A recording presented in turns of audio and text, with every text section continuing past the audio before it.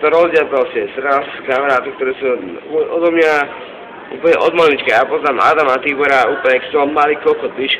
Vy ste moji nové kamaráti, mal som poznal rok, dva, chápeš? A podľa čoho charakterizuješ s kamarátom?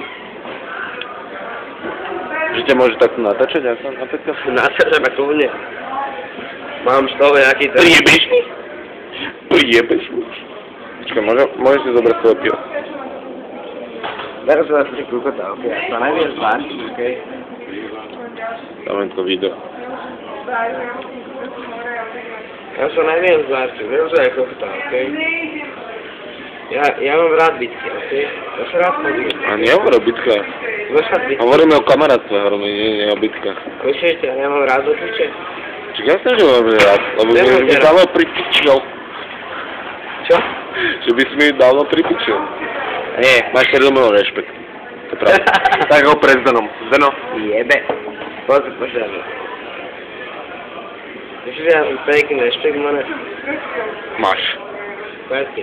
Ale to je akože od ťa podľa rešpekt. Úplne ja mám rešpekt. Máš? Určite máš pred každému. Jasné, mám. Máš rešpekt, ale akože tvoj pravý rešpekt má určitú úroveň a to chceš venovať iba niekomu. Posluj preto? Nie? No, vôbec nie.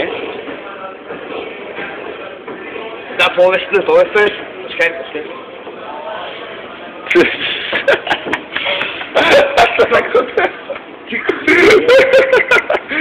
Trampolina. Trampolina musí byť.